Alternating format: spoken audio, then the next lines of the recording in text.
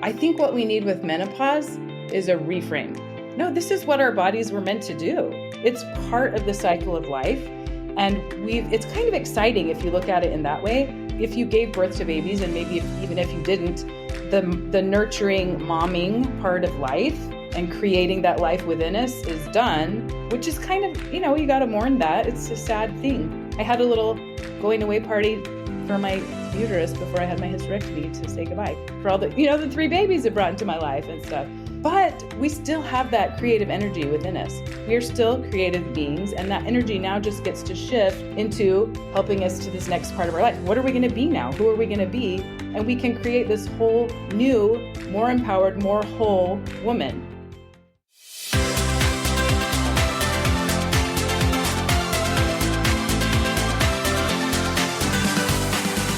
Hey there, I'm Amy Connell. Welcome to Graced Health, the podcast for women who want simple and grace-filled ways to take care of themselves and enjoy a little chocolate. I'm a certified personal trainer and nutrition coach who wants you to know your eating, movement, and body don't have to be perfect. You just need to be able to do what you're called to do. If you're like me and you have finally gotten to a place of contentment in your body image, and then bam, your body started changing and challenging you again with menopause and perimenopause and all of this next phase of life, you are going to love this conversation with Stephanie Snow. Stephanie is the host of the Flip the Beauty Script podcast and helps women feel better in the skin they are in.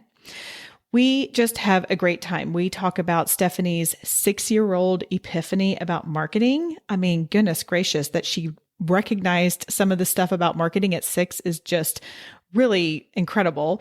We talked about what she calls the win-then disease, changing our mindset around menopausal body change, and how she helps bring consciousness to perspective around body image. So let me tell you just a little bit about Stephanie. She has had a lifelong passion for all things body, fitness, and wellness related, with a degree in psychology, certification as a mind-body eating coach, and over 30 years of personal research. She enjoys empowering women to embrace their authentic beauty. When she's not spreading the message of body love, she can usually be found moving on her own, whether it is running around her neighborhood, dancing to some Zumba tunes, or hiking with her family. And by the way, I can't wait for you to hear Stephanie's answer to the tattoo question I ask all my guests. It definitely ranks up there as one of my favorites. Now, before we get into Stephanie, I do have a favor. If this free show is valuable to you, could you do something valuable to me and leave a rating and review, especially on Apple iTunes, even just one sentence about who this show is for or what you like about it is helpful in telling others what they will gain when they listen. Ratings and reviews do matter so much. And of course, sharing on social media or even directly with a friend is always appreciated. Okay, let's bring on Stephanie. Welcome, Stephanie. Thank you. I'm excited to be here. Yes. And I tell you what, so if you have read my book, Your Worthy Body, Find Freedom and Health by Breaking All the Rules, shameless plug right there, but you will know why I was so attracted to Stephanie. If you heard that in that bio, I am all about the same things in terms of appreciating your authentic beauty, getting ourselves out of that narrow definition of beauty that does not encompass all of those created in the image of God. And I'm stoked to be able to sit here and have another conversation with someone else, because it's kind of hard to find sometimes. True. Yes, it is. Okay. So tell me, what led you into this? I mean, I don't know about you, but I have my own personal story. Why are you so passionate about this? I also have a story. Yeah, everyone has a story. And mine begins at the age of about 6 years old, when I first realized I did not fit the mold of what I was supposed to look like. It involved a shampoo commercial and a woman with long, blonde, curly locks. And I knew if I used the shampoo, that's what my hair was going to look like. It didn't work. I was mortified. I was really mad. And that was kind of my first glimpse into the world of marketing the beauty that we're supposed to have, that little box that we're all supposed to fit into. And varying experiences along the way as I grew into a teenager and into a woman, and just watching so many women around me, no matter what they looked like, no matter their jean size, no matter their chest size, no matter the length of their legs, whatever, that they all felt the same way. And it just started to crush me because these women, not only, in myself alone, but watching all these beautiful women who are my friends, my family members, people I worked with, and just thought, these women have so much to offer and they're so beautiful in their unique way, but we're all so blind to our own beauty because of this little box that we don't fit into, that nobody fits into, even those people who are held up as the box. They've all been changed and photoshopped and whatnot too. So we don't, any of us fit the box that we're told we're supposed to fit. So kind of, sadness of the women around me not seeing their beauty, and kind of anger at the powers that be that are trying to tell us what we have to look like so they can profit off of our feeling inferior. Yeah. And insecurities for sure. Yeah. I'm curious. I mean, when you say that at 6, I mean, that's pretty powerful to put that connection together. I mean, have you, as you were talking about in your teens and early 20s, like, were you pretty attuned to this? Were you noticing, like, I mean, if you have your degree in psychology, you probably have that level of attunement, but like, wait a minute, why are we all thinking this when this is, I mean, like, talk to me about your headspace with that. Yeah, I'm a headspace kind of gal, which is obviously why I went into psychology, but I've loved people watching forever. Okay. So yeah, I've always made those observations of, wow, I want to look like her. Because I, from the young age, wanted to be the person on the TV. I had a friend, she and I wanted to be at least Miss America, if not Miss Universe, right? Because we watched the pageants. And so we knew what it took. My body at 10, 12, 13 years old was starting to do things that were not going to allow me to be on that stage and look like that in those bathing suits. And my friend next to me, though, she was in that trajectory physically. And so I was like, oh, she's going to make it. I'm not going to make it. But then she started saying the same things about her own body. And I'm like, well, you're not the disconnect of what we see versus what other people see. And just kind of tracking that as I went through high school and as I started to have college roommates. I'm an only girl in my family, so I didn't have sisters. So when I started living 24/7 with 5 other girls, that really intensified, right? And we all had very unique bodies. But of course, in my mind, I was the one that was at the end of the thickest or the least beautiful, whatever. And I had them ranked in how I thought they were. But we all had the same kind of thing with the other girls. Oh, I wish I looked like you. Oh no, you're the one that this. And it just I just kept thinking, oh my gosh, why are we wasting all this time? Yeah. Effort and energy, just like, I want to look like that. I can't, and holding ourselves back many times from doing things. Like, I don't know how many years I refused to go anywhere that I had to wear a bathing suit. I had the same bathing suit I bought for my senior trip in high school till I was like 40 years old. It didn't dry rot? Oh my gosh. Because I never wore it. That's what people are like, oh my gosh, you still fit in that thing? I'm like, I don't know. I have no idea. I don't want to put it on. It is really, so I started observing the same type of female dynamics probably in my early 30s after I had kids. And it's really interesting because it's very difficult to get a group of women together in a social setting. I don't think this is necessarily the case in a corporate setting, but in a social setting, and for the conversation to not turn into our bodies one way or the other. Absolutely. And that's often degrading to ourselves.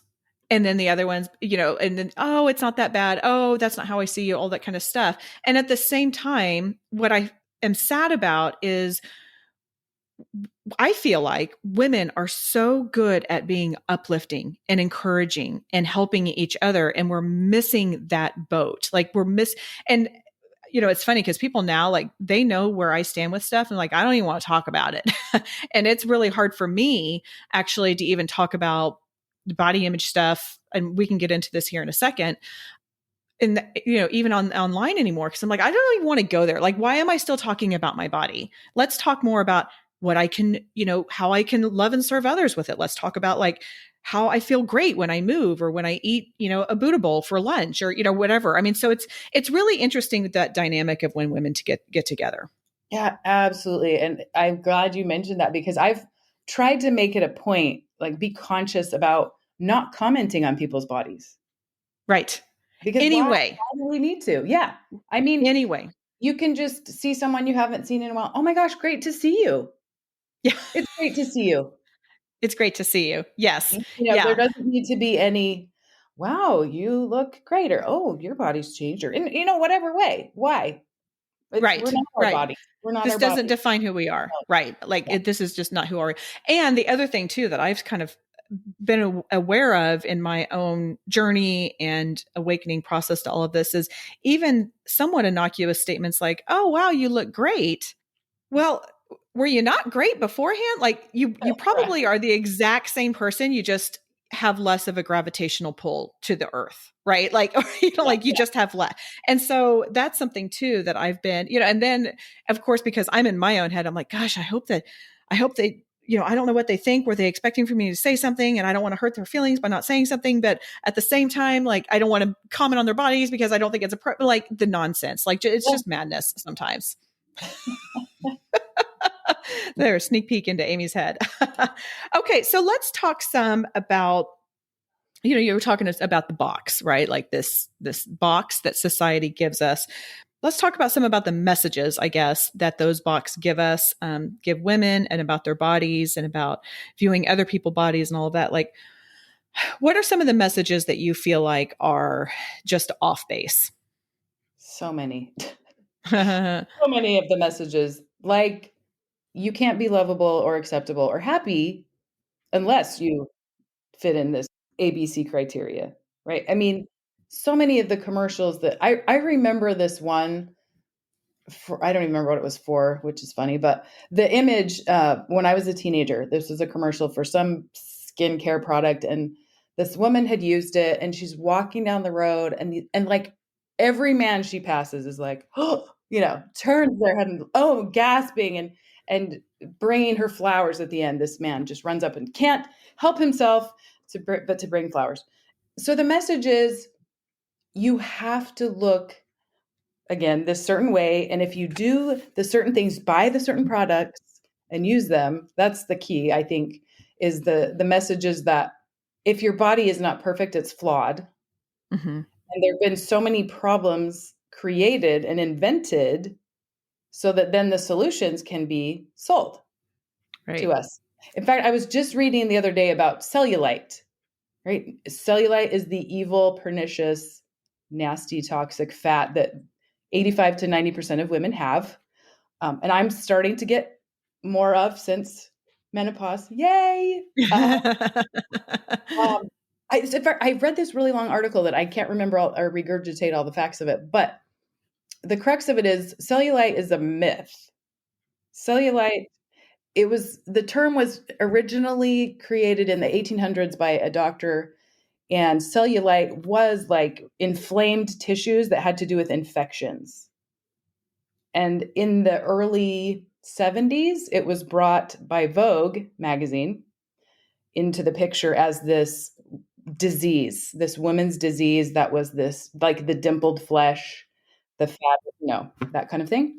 And it was touted as a fat that had toxins in it, and it was all kinds of terrible things, and you had to get rid of it, and it was a disease.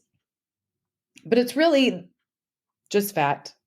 What happens is our fat is, held in by fibrous tissue, and sometimes the fat gets together and kind of pokes through. Right. It's just regular fat. Women's bodies, for some reason, create more of it than men's. A lot of men don't have cellulite, but it's a thing. It's just fat, and it collects on different parts of the body, usually, the hips and the butt for women, and you can't cure it. And there's how many things have we heard about to cure cellulite? Right. Kind of rolling pin things or creams or zapping things or whatever. This article went on to say they had contacted, I don't know how many I can't remember, but a significant number of companies that have these products or these different procedures to help with cellulite to see how well they actually worked. None of them were willing to participate in this. Really? Wow. None of them, Wow. which Yeah. might say something, but Yeah. anyway. Well, and the I other don't know thing, if I even answered your question. I feel like I just trailed no, off on. it's good. And I'm going to go back to something that you said a second ago, but a comment on the cellulite too is it's so much genetic. Like Yeah, I mean, you just can't do a whole lot about it. You can't lose your weight out of getting it, it's just because it's just still there. Yeah, it is. That's just why bother fighting that bottle? Goodness gracious. right. Okay. But I want to go back to something when you talked about how, in terms of these box full of messages that we get, it's the happiness myth, if you want to call it that. That, oh, well, you will be happy if if you're smaller, if you lose weight, if you, get, or let's not forget that there are some issues like I got to get, I have friends whose parents, they grew up with their parents saying, let's get a little meat on those bones. And so Yeah, there's the other end of it too. Like, I don't want to, right, right. just getting into a particular size. So that is definitely something that was, that has been an issue with some of the women I've spoken with. But yeah, I love your comment about the happiness, false promise that's there. Yeah, and there's something I talk to my clients about, the when then disease, or yeah, when then disease. Uh-huh. So like when A happens, then B, right? Right. When I lose the weight, then I can travel. When I lose the weight, then I can join that dance class. Or when I look like that, then I can fit into these kind of clothes, then I will go do the thing. Right. And it's kind of a warped sense of we live in a society that's so about instant gratification, right? We want everything right now. Like, bring the pizza to my house yesterday, get that thing off the copier and sent yesterday. We're just always about right now. But when it comes to the things that are more important and more meaningful, we put ourselves off. Well, I can't until this, whatever perfect scenario arises. And then, so to me, it's like, let's use that instant gratification that we have in ourselves to good use, right? No, I'm going Yeah. to go do that thing now, Right. regardless of Right. if I'm in the perfect body or whether I look the perfect way or my hair is, beautiful enough or my eyelashes are thick enough or whatever it is. I mean, there's so many things that we feel like have to be in the right place to do what we want to do. It's like, no, just do it. Right. Do it now. I love that. Yeah, let's use, I mean, because we are in this society of instant gratification, and let's use a little bit of that to our benefit. I mean, not saying that there's not, what is it? Patience is a virtue. I mean, there's Right. definitely times and places to be waiting, but if you're gonna need to have that instant gratification, why not? Yeah, do something where it's going to be soul and self nourishing rather than, yeah, just putting it off when. And the other thing too is, this when then, and I love that. When your body changes, then you will still have relationship issues. You will still be frustrated. You will still, yeah, I All mean, the there's, things. yeah, it just doesn't change. Yeah, it just doesn't change your life. Absolutely. One of the things I wanted to talk to you about is something that I have been hearing some from moms in my community with regard to their daughters. I have two boys who are 17 and 18 years old right now.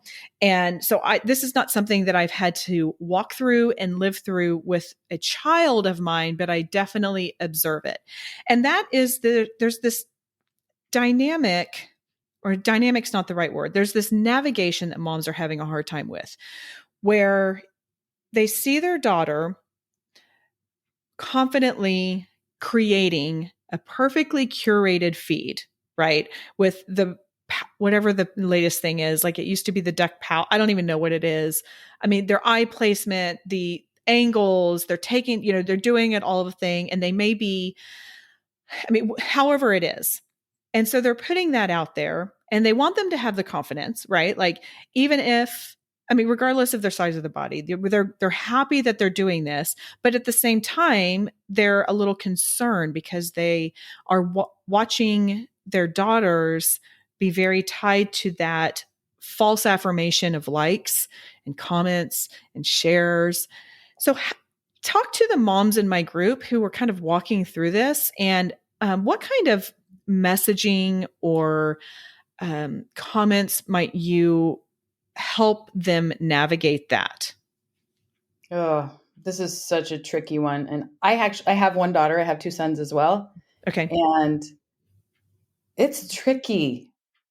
My daughter, I'm 5'9" and she's 5'2". She got her dad's side of the family genes, and I'm tall and I wouldn't say I'm thin, but I'm average. And everyone on my husband's side of the family, all the women are short and they're stout. And so she's, like I said, 5'2", and I think she outweighs me.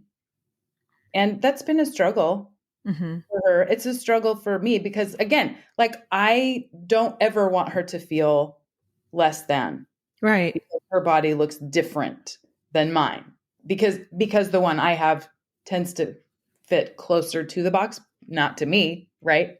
I still see it does not, but from her perspective. And she's a swimmer, and I always tried really hard when she was on the swim team. Well, not just then, but always, to just focus on what her body can do. I think it's so important. Like, what do our bodies do for us? Why do we even have a body? It's not so it can look good for other people. It's so we can use it to live our lives, to do good things. And she's such a powerful swimmer. Oh my gosh. I love just watching her shoot herself off the block and, stroke and kick. I am a terrible swimmer. She had to teach me how to swim a few years ago. I'm not a swimmer. I told you, I don't want to wear a swimsuit. I'm not a swimmer. Yeah. If you had the same swimsuit for 20 years, Yeah. you weren't getting in the pool very often. I have a new one now. But she, it's just beautiful watching her swim and the power that her body has. And I just try to remind her of that all the time. Your body's amazing. And look at those strong legs you have. They're powerful. They do amazing things, And she's now a mom too. So she got to go through that beautiful process of carrying and birthing a baby. And I'm like, dude, look what your body did. That's amazing. And give it some grace as it's, coming back from that. And it's never going to be the same. Right. After that pre-baby body is gone. It's gone. It's a new thing. And I think that's beautiful. People trying to get their body back after having a baby. I'm like, what do you mean? It's not the same. It is not the same body. And really that's okay. That's okay. But so I think, rewind myself back a little bit, focusing on what our bodies do, how they help us live our life, the beautiful powers and things that they have to give us, and appreciating those things. And also as a mom, I think it's super important how we treat our own bodies and what we say about our bodies. Kids notice what you say and what you do. And they're going to notice if you're always pushing away the piece of chocolate cake, or only eating the salad or half your meal, or they notice Oh, what yes. and making comments about how you look in your clothes, or even not even to them, they're going to see. So if our daughters and sons too, but daughters specifically, can see that we love our bodies for however they are, however they show up, and treat them kindly, obviously, honor them, eat them, feed them well, and do good movement, all those sorts of things, but then appreciating and accepting the body that we have and treating it as the beautiful gift that it is. I totally agree. I had a counselor on one time about raising our daughters with healthy body image, and she said the same thing that you said, which was, your daughters are going, and sons too, but they will pay more attention to what you're saying about yourself than they will about what you say about them. And so they're going to model that way more than, oh, honey, you're beautiful, you're great. But if you're sitting there, sucking or pinching or whatever, that's what they're going to notice more. So I completely appreciate that. Now, let's fast forward from the teenage years when hormones are going wonky to the menopausal years when hormones are going wonky. So this is something that I have been, and you and I were talking a little bit before we recorded, but I think it's worth kind of bringing my community up to speed some. I am in the process of putting together this online on demand class. And I have done a lot. I mean, there's just a lot of back end work that goes with it. Obviously, one of the things that I have to do is record the video.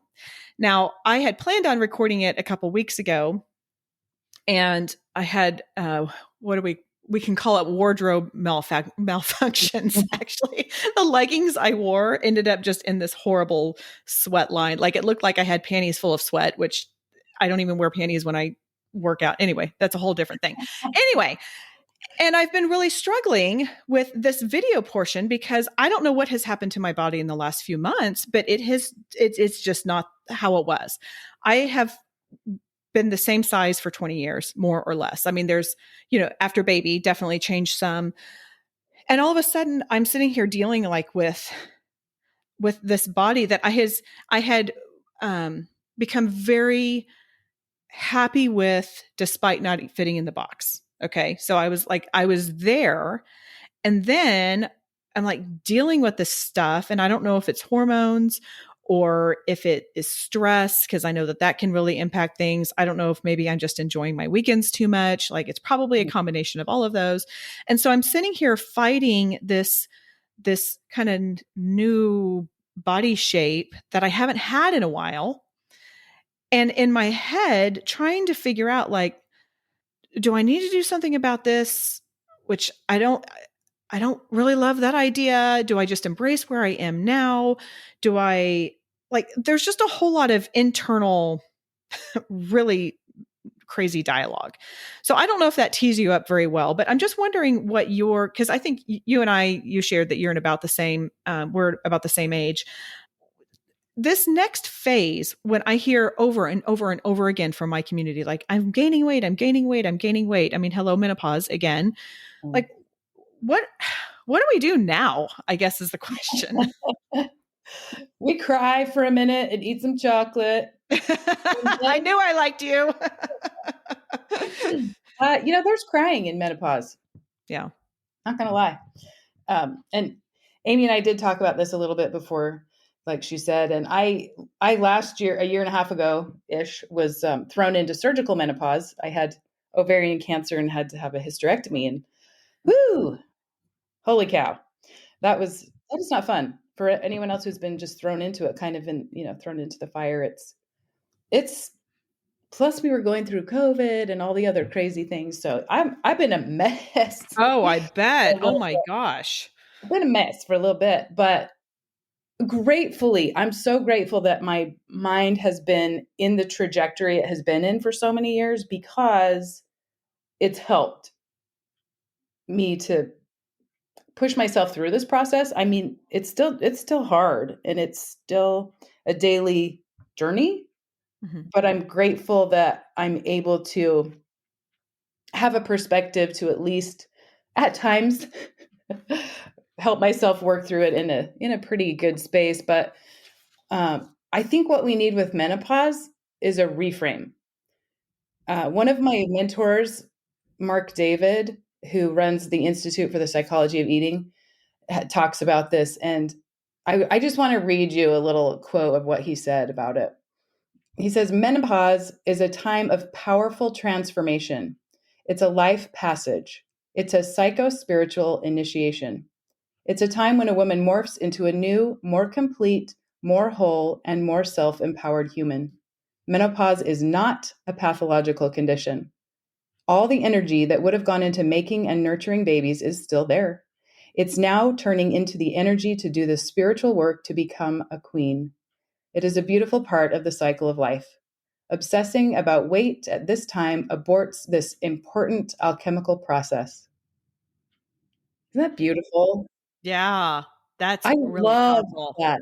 I love that reframe so much, because I think so many things that women go through in our lives physiologically are considered problems, or, Yeah. A problem pathological. to be solved. Sure.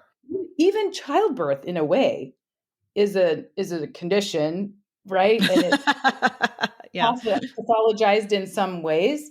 And so I just loved reframing that. Like, no, this is what our bodies were meant to do. It's part of the Right. cycle of life.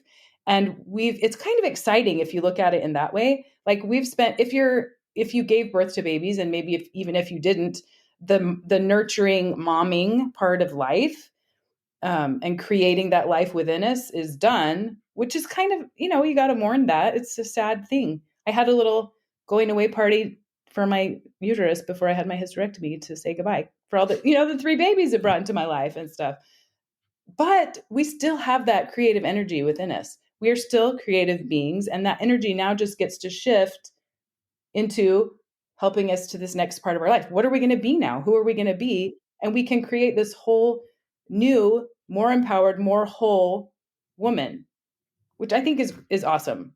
And so when we are in that process, if we can kind of shift away from the obsession about, oh my gosh, what's my body doing? I have no control over it, then it can help. And it's not easy to do that. Like I said, it's a daily thing. Like I'm every day like, oh, yeah, there's a little bit more of that cottage cheese there. Yeah, it's okay.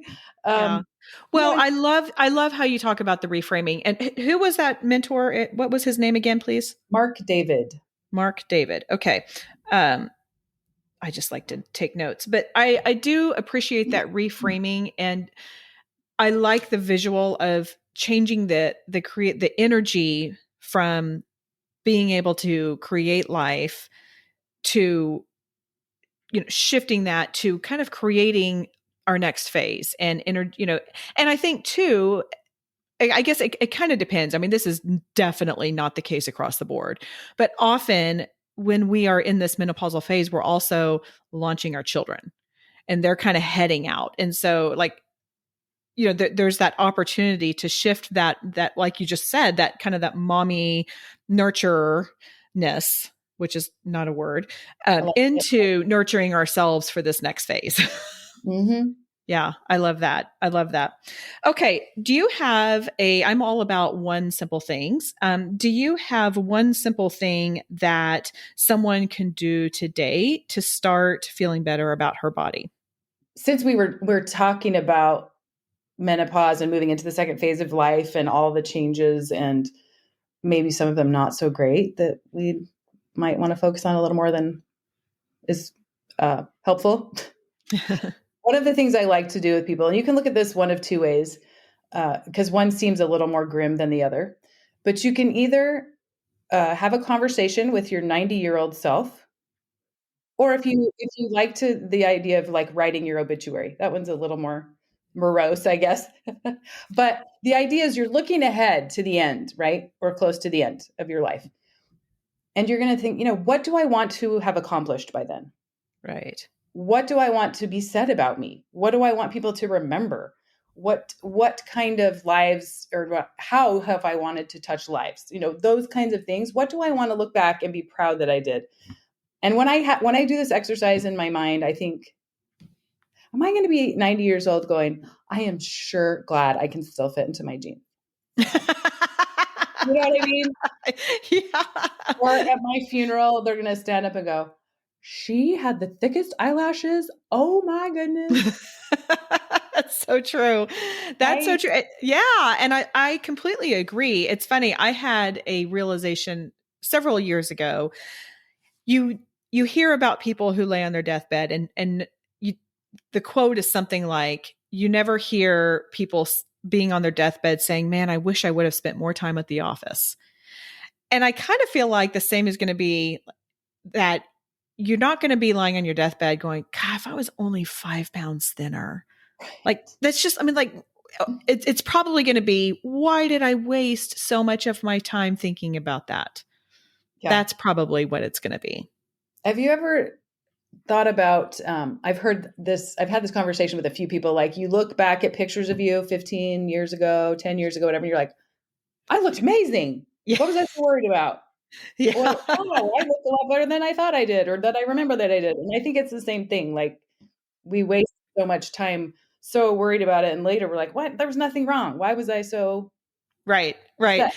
I don't like to use this word, but I'll use it because it was a quote that I saw one time, and it was, I wish I was as fat as I was when I was 25, or I wish I was fat as I thought I was when I was 25, or something like that. Right.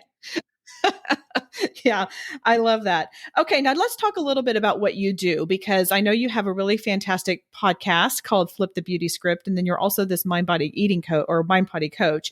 So how do you in these two things help empower women to discover and embrace their authentic beauty? My biggest, not biggest, my first thing I try to help people do is to bring consciousness, Yeah. bring consciousness, right? To know, first of all, there is no perfect body that exists. We're all tricked into thinking we're the only one that doesn't fit into the box, but nobody fits into the box. And even if you had that perfect body, it guarantees you nothing. Like we talked about before. Even if you lose all the weight, even if you have the perfect body, you fit into the perfect gene size, you're still going to have your job. You're still going to have the screaming kids. You're still going to have the car breakdown. Whatever the things, you're still going to have that. So the perfect body, even if it exists, guarantees you nothing. And what are the things that are most important to spend that time, energy, focus on in our lives? And so that's where I start, is to help women understand and bring to consciousness, what is going on around me? What is telling me I need to fit this specific thing? Do I really? How can I really see myself for who I am, inside, outside, in all the ways and areas, and go from not what do I need to look like? Who can I be? What can I give to this world? What can I give to myself?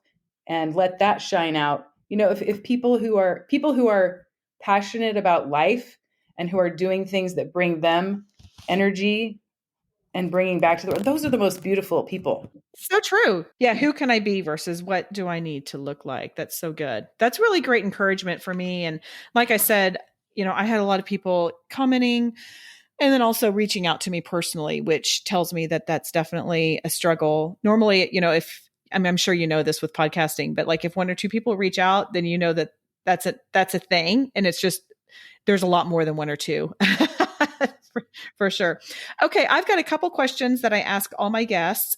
One is I really love learning about tattoos because I have just in general, I found that people are very intentional when they decide to put something on their body for the rest of their lives. So I was wondering if you have one, if you would mind sharing what it is and what the story is behind it. And if you don't have one, but you had to get one, what would it be and where would it go? I love this question so much. And I know when you asked me, I was like, but then it immediately came to me what it would be. Is So when I had my hysterectomy, I had actually two surgeries because I had the one to take out my ovary, and then when they found out it was cancerous, then I had to have the hysterectomy. So Oh, gosh. yeah, I had two surgeries within 3 months, big ones. And Yeah.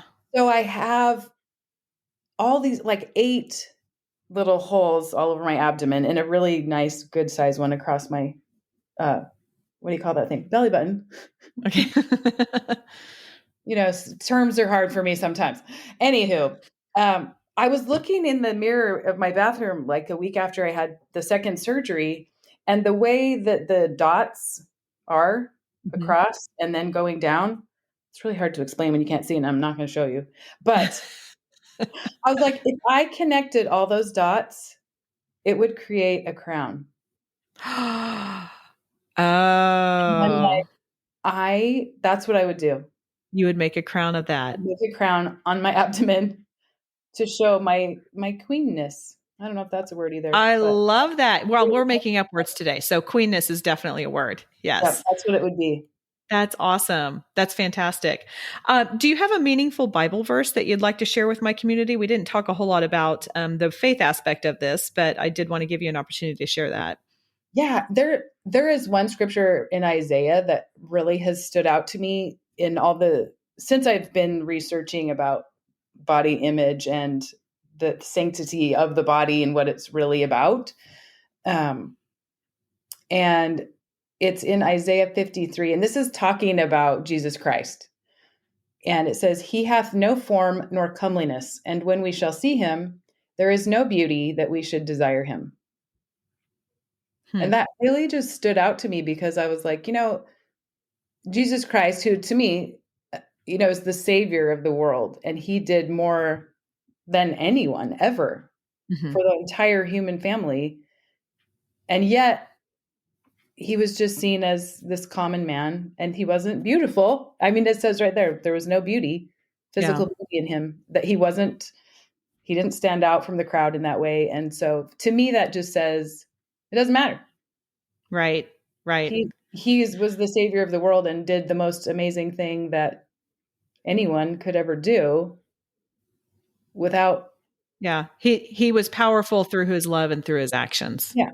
Not through what he looked like or anything like that. Oh, that's great. I love that.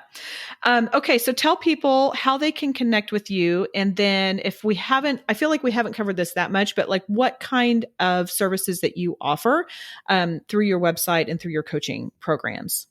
So I'm at jointhebeautyrevolution.com and Flip the Beauty Script podcast. Yes. I also have a Facebook page, which is Join the Beauty Revolution.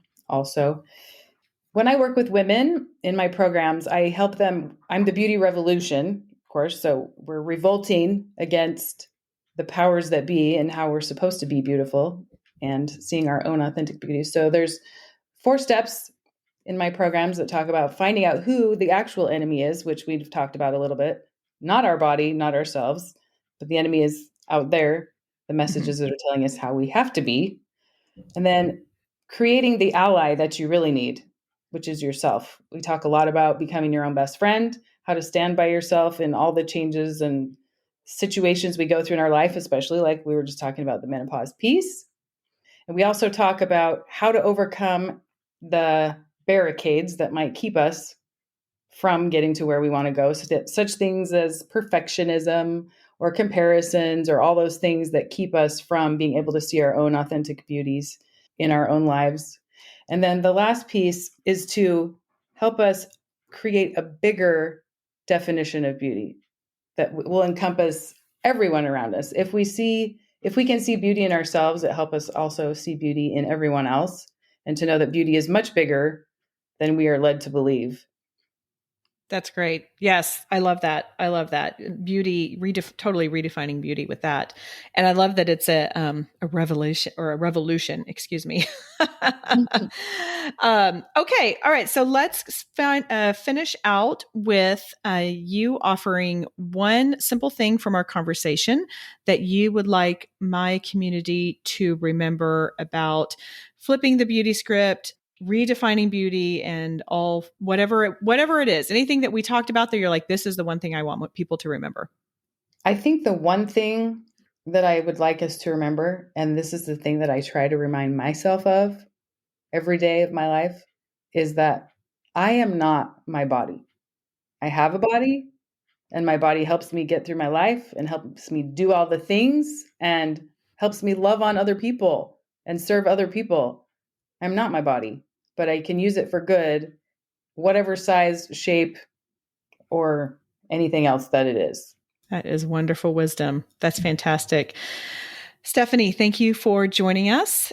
And that is all for today. Go out there and have a graced day.